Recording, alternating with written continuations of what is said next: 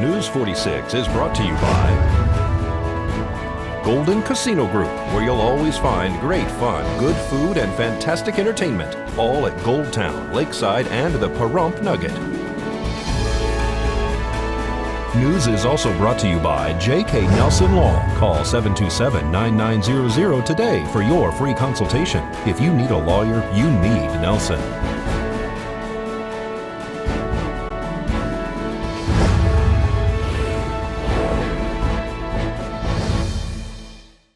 Tonight on News 46, 3 people are involved in a 2-car crash. The Nye County Sheriff's Office talks about the roundabouts, and movie fans get ready for the Academy Awards. News 46 starts now. You're watching KPVM News 46 with Deanna O'Donnell.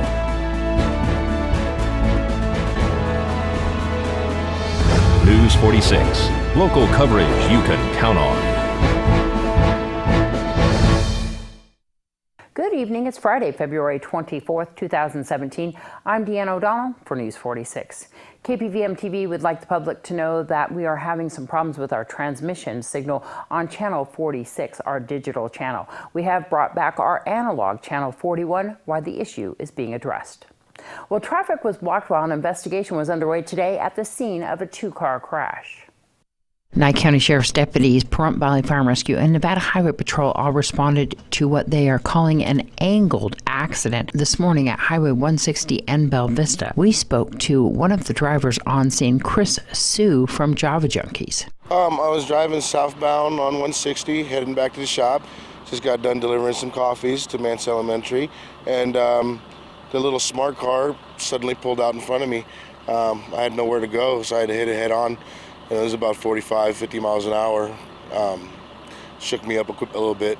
You know, I was concerned about them too, because it was such a little car, and I watched it kind of like splatter out of the way when I hit it. You know, but there's nothing I can do. They turned right in front of me. So these are, looks like tourists going over to Death Valley. It tends to be an issue right here. Yeah, that's what all the paramedics and the police say. It's a real bad intersection, especially for the foreigners that come, because they don't know our roads and they don't realize that they have to stop before they pull onto oncoming traffic, I guess. So how's your car? It looks pretty bad, you know, but I was due for a new truck. We need new Javalanche. And of course you own Java Junkies. Yes, we do. So the coffee still got delivered.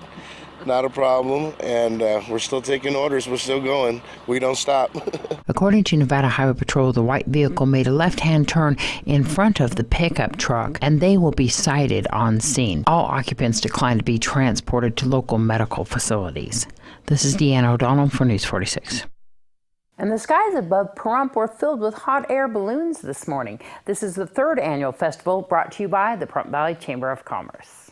The 2017 annual Pahrump Balloon Festival officially kicked off today. Over 30 hot air balloons covered our desert sky at 6:30 this morning. The still of the dawn was perfect conditions for the balloons to take their first flight of the weekend. Our own Jason Koblenz lifted his drone into the air alongside the hot air balloons to get some footage of the action. So far so good. Great weather today. Yesterday was it wasn't windy down at the surface, but above 250 feet it was a little windy for us, so we decided not to fly.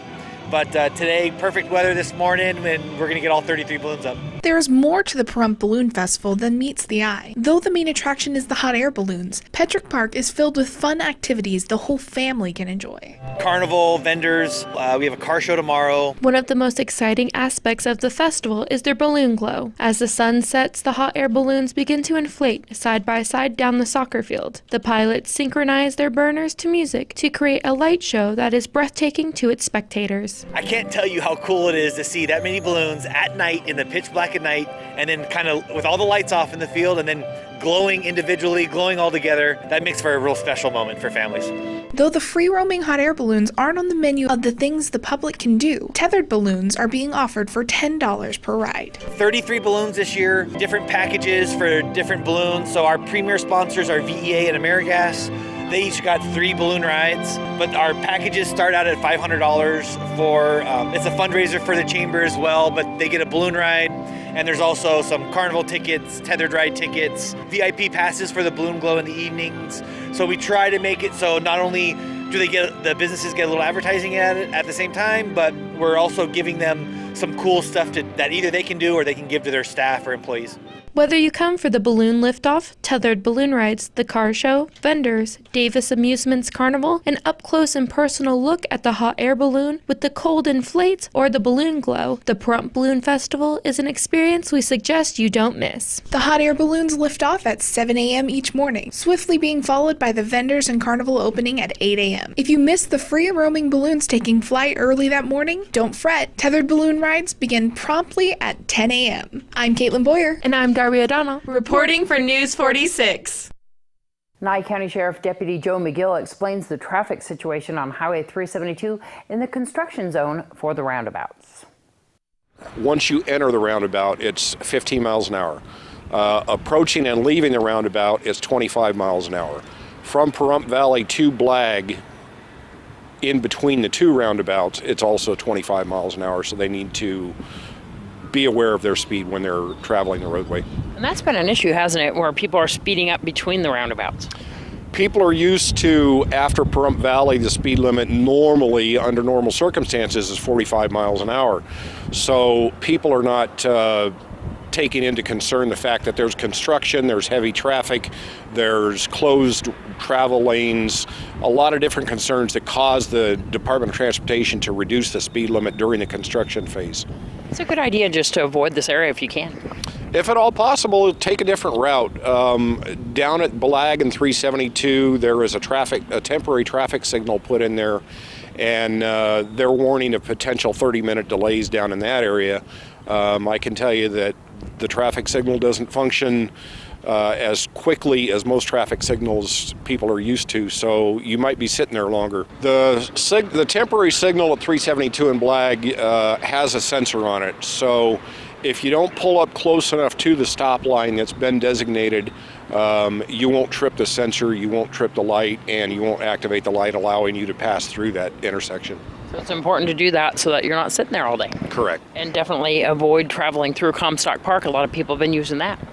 We've gotten complaints about people traveling through Comstock Park that are avoiding the road closure. That's a concern. There are children playing in the neighborhoods down there. Narrow roadways. People need to stick with the designated detours rather than going through Comstock. When are we looking at the completion of construction? I understand that the completion is scheduled for sometime in March. I think that's been delayed a little bit, maybe till April. That'd be a better question for the NDOT. More news after the break.